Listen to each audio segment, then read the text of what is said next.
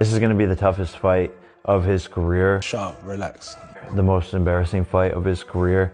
A chair across your face. Yeah, I think he's about to cry. To be up for fighting,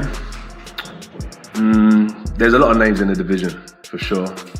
But at the same time, look at what this creates as well. I'm a fighter, and I understand that economics of business as well. And this does... Really going to do this? Absolutely. Are we going to do this? For a record payday? To go in and spark Jake Paul before we start the serious stuff in 2026? Don't tell me what we should and what we should. Anthony Joshua has delivered Jake Paul a truly frightening warning. This isn't just tough talk.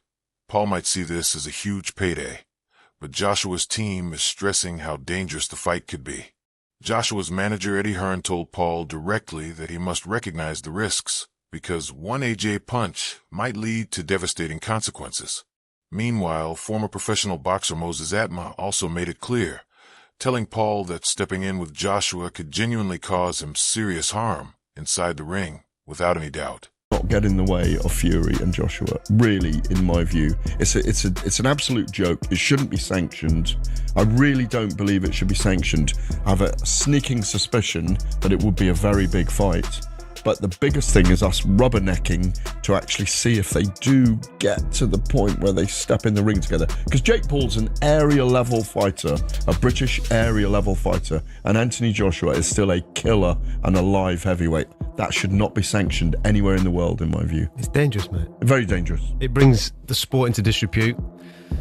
The people that are talking about organising that, they should have a real hard look at themselves. But even Eddie Hearn's kind of teasing he doesn't like it, but you can see the glitz of dollars. There's no price. There is no price. There shouldn't be. There's absolutely no... Many experts believe Jake Paul's choice to face Anthony Joshua is not just a massive gamble, but a serious threat to his well-being. Ariel Helwani, a respected boxing analyst, explained that Joshua's sheer power and seasoned experience could genuinely endanger Paul, warning that brutal knockouts are a very real concern. Has been beaten 3 times. The 4 fighters that he beat didn't come to win. So he's not in his prime, is he? He's literally at the end of his career, pretty much finished. And this is why taking this fight with you is telling you all you need to know. It's a cash out. He might as well just cream as much money as he can at the end of his career, fighting an absolute joke shop in clown world. When I beat Anthony Joshua, he says, every doubt disappears. Come on. I mean, if this is a straight up AJ versus Jake Paul, then we all know what should happen. This is a 1-round job because AJ, even though he's past his best, even though he's seen better days, he throws a nice 1-2 down the middle. He's got a nice bit of distance, and fake Paul can't fight. He just can't. I don't care what anybody tells me. He can't fucking fight. He lost to Tommy Fury, for crying out loud. You can't jump in with Anthony Joshua now and expect to get a result. So, nothing's going to Moses, a rising heavyweight, even warned Paul to prioritize his health over the money, saying that one clean punch could leave lasting damage. Amir Khan, a former professional boxer, also told Paul directly that Joshua has the kind of power that could seriously injure him, stressing that the risk of brain damage is absolutely real. Walk him out in like 2 rounds. Really? No, why do you look surprised when I don't. I'm not disagreeing with you. I'm just saying. Come on, bro. You're fighting like one of the best heavyweight fighters in the world against a YouTuber. Like, come on. Like, respect the sport of boxing. And if AJ has to go in there and show these influencers that, listen, you can't fuck about with boxing. You know what I mean? Someone's going to get hurt badly. And this could be one of the first fights where a fighter gets hurt badly, because if you look at the size difference and the power difference, I mean, bro, there could be brain damages going on there. I mean, AJ could hurt him badly, you know. When you look at Francis Ngannou, who's one of the most fearsome combat styles there is. I know it's MMA, but we saw what AJ did to Ngannou. So, and that's why you don't look. You can't be surprised if AJ is going to do the same to what's it called again? This fight isn't just about money for AJ. He's carrying huge pressure to win and protect his reputation. Some professionals, including Johnny Nelson, believe that if Joshua struggles or lets this matchup with Jake Paul drag on, it could damage how fans view him. They warn that it might make him look like he's chasing a payday, rather than proving himself as a truly great boxer. Because AJ's involved, and I think AJ'd struggle to he's going to take enough slack flack over this, but again, it's money talks. So I think AJ will struggle because it's an Owen situation. If he goes in there, Jake Paul lasts the distance. What does he tell you about AJ? Apart from he's just earned an extra 15 million quid. If he goes there and struggles with Jake Paul, then what does he say about AJ? Your heydays are well and truly over.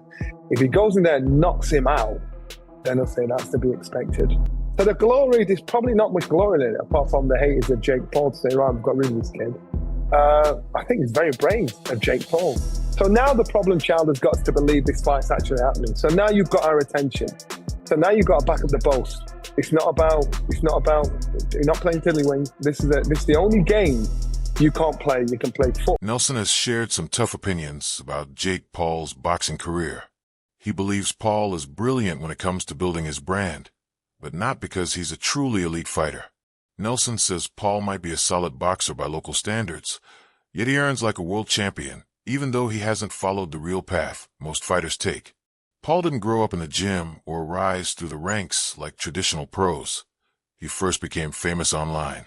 Nelson admits Paul has made boxing more profitable, but he still questions Paul's credibility when it comes to competing at the highest, most skilled levels. It's crazy what I'm about to ask you, but can Jake Paul really beat Anthony Joshua? All right, listen, I give all credit. Everyone knows that. They get mad at me that I gave too much credit to Paul. Why? He's done a hell of a job to put himself in this position. He sold himself. He sold his dream. He took his dream. He took his idea. And he put it out there, and he made it happen. Give him credit for that. And he made it happen. And he took risk along the way. Yeah, he picked his spots. He's in the driver's seat. He gets to pick his spots. He's the one bringing the money. He's the one promoting. Yeah, he's the name. He made himself that, coming from where he came from, with all his followers and the whole thing, and just the uniqueness of what he was doing. But he has learned along the way.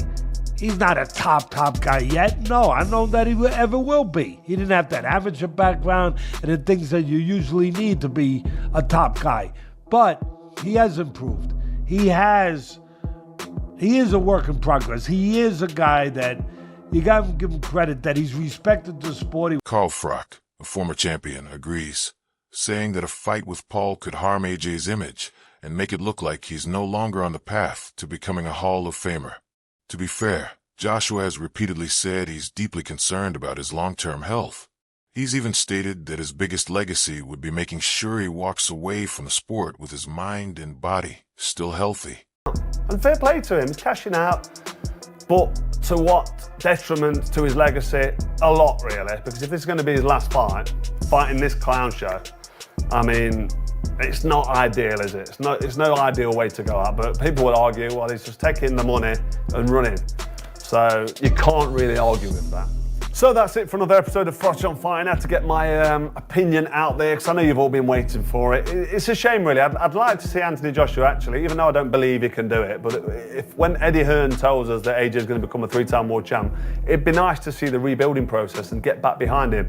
1 or 2 easy fights and then go for a world title. And this could be one of the 2 easy fights. But I just think if you're going to jump in with fake Paul at this level, which is like I say, arguably a massive mismatch, it's no way to step towards or climb a ladder to get towards that world title. So this, for me, tells me that Anthony Joshua knows he's finished at any sort of elite level or world level. He won't be trying to go down a world title level anymore. This is just a cash out. So good luck to him. Fair play to him, but hopefully when he's finished this fight, he'll be honest with us and say, listen, I've milked it, I've creamed it, I've had an unbelievable touch at the end of my career. I mean, he's already had an outrageous touch, hasn't he, with the involvement of Saudi Arabia, and now he's just creaming it at the end. He's got fake Paul, which is massive. Great for AJ, fair play to him. Anybody would do the same at the end of the career he's had.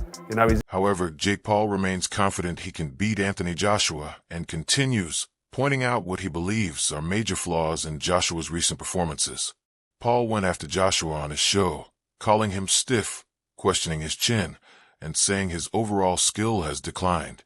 He argues that Joshua's recent knockout loss to Daniel Dubois exposed real vulnerability, making this the perfect moment to strike. Paul insists that his unorthodox style, bold mindset, and relentless drive give him a genuine shot in what most people see as an extremely dangerous matchup.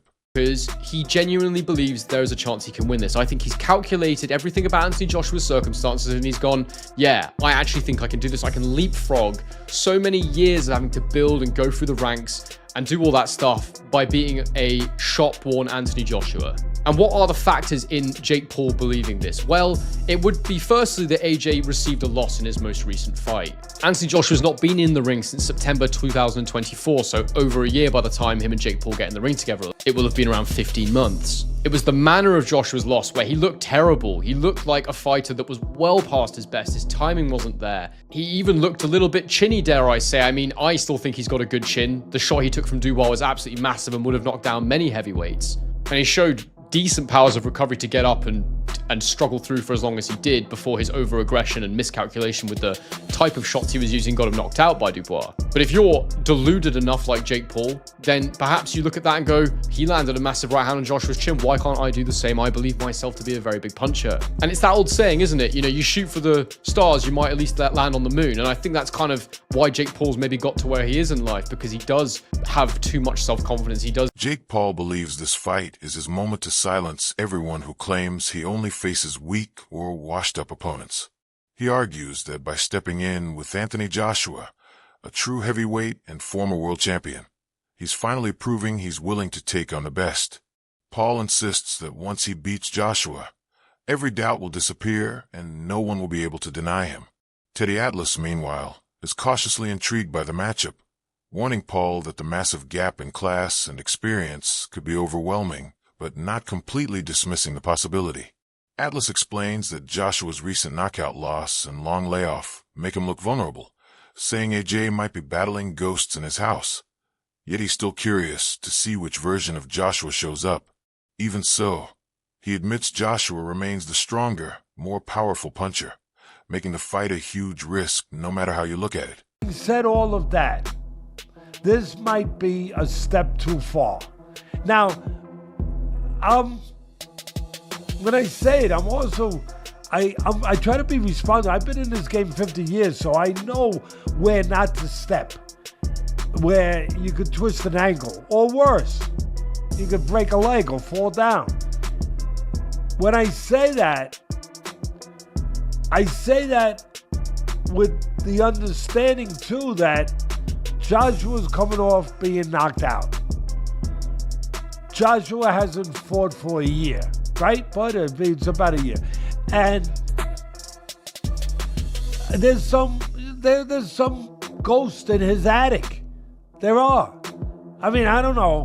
I don't know if he's gotten rid of some of them, but I know that in the position of a fighter coming where he's coming from, there are ghosts in your attic. I don't know if those ghosts are still taking up space. I don't know if maybe there could be no better exorcism for those ghosts than fighting a Jake Paul. That might be just the exorcism you need to clear out the attic. I don't know. That's the problem. We don't know. That's the mystery part of this. That's what makes it so. It makes it two things at once. Intrigue. Atlas doesn't believe Jake Paul will ever become a great boxer. While he respects Paul's work ethic and business acumen, he insists that Paul is still very much in development as a fighter. Atlas appreciates that Paul hasn't disrespected the sport and has put in the effort, but he doubts Paul will reach world-class status. He acknowledges that Paul has built a strong reputation as a savvy marketer, yet when it comes to competing at the highest level, Atlas remains cautious and unconvinced that Paul can truly be among the elite. That does it for this week's recaps and previews. I want to throw one more thing at you, and that's the news. It's been out there for about a month or so, and it's picking up more steam. Jake Paul, Anthony Joshua. Now, Eddie Hearn came out this week most recently and said, I never thought I would say this, but right now, the front runner for this fight is Jake Paul for Anthony Joshua's ring return. Joshua coming up almost on a year in September since his KO loss to Daniel Dubois. He's going to be 35 years of age. It's crazy what I'm about to ask you, but can Jake Paul really beat Anthony Joshua? All right, listen, I give all credit. Everyone knows that. They get mad at me that I give too much credit to Paul. Why? He's done a hell of a job to put himself in this position. He sold himself. He sold his dream. He took his dream. He took his idea. And he put it out there, and he made it happen. Give him credit for that. And he made it happen. And he took risk along the way. Yeah, he picked his spots. He's in the driver's seat. He gets to pick his spots. He's the one bringing the money. He's the one promoting. Yeah, he's the name. He made himself that, coming from where he came from, with all his followers and the whole thing, and just the uniqueness of what he was doing. But he has learned along the way. He's not a top guy yet. No, I don't know that he ever will be. He didn't have that amateur background and the things that you usually need to be a top guy. But he has improved. He is a work in progress. He is a guy that you got to give him credit that he's respected. Boxing analyst Oladipo has stated it plainly. Jake Paul's confidence may be dangerously misplaced if he faces Anthony Joshua. In a recent interview, Oladipo warned that Paul underestimates the risk of going up against a former heavyweight champion, even suggesting that AJ could potentially knock him out within the first 30 seconds. He admires Paul's courage for calling out such a much larger opponent, but believes Joshua's skill, power, and experience make him the likely winner. Meanwhile, Paul has revealed that the fight could be worth an eye-popping $267 million, with reports estimating that both he and Joshua might each earn $92 million. Rumors suggest the total payout could be even higher when factoring in streaming rights, pay-per-view, and other deals, making this matchup not just a major sporting event, but potentially one of the biggest in boxing history. AJ versus Jake Paul. Jab. AJ. Defense. AJ. Chin. AJ. Footwork. AJ. Boxing IQ. AJ. Personality. If Jake Paul suffers a heavy loss to Anthony Joshua, it could seriously damage his ability to draw crowds. Despite his massive social media following, Paul is one of the few crossover fighters who can guarantee significant pay-per-view numbers, but a clear defeat to a true heavyweight like AJ would give critics plenty of ammunition to question his toughness, skill, and ability to compete with elite pros. Even his biggest draw as a celebrity fighter could fade, with casual fans seeing him as just a YouTuber playing at boxing. Promoter Eddie Hearn has warned that if things go wrong, this could mark the end of Paul's boxing career. The upcoming fight is far more than a spectacle. It's a high-stakes gamble. Paul sees it as his chance to prove he belongs in the real fighting world, but many believe he's taking a huge risk facing a stronger, more experienced heavyweight. Concerns about Paul's health are serious, given the size, power, and skill gap. For Joshua, the motivation seems largely financial, with promoters noting the potential for his biggest payday ever, though a misstep could tarnish his reputation. While the bout is expected to generate massive attention and revenue, many in the boxing community view it as a risky contest driven more by money than by the spirit of competition. Jake Paul, that's serious. He can't really box. He can have a little fight, he can have a swing. He swings away, stands up straight, and he throws punches, but it's not professional boxing.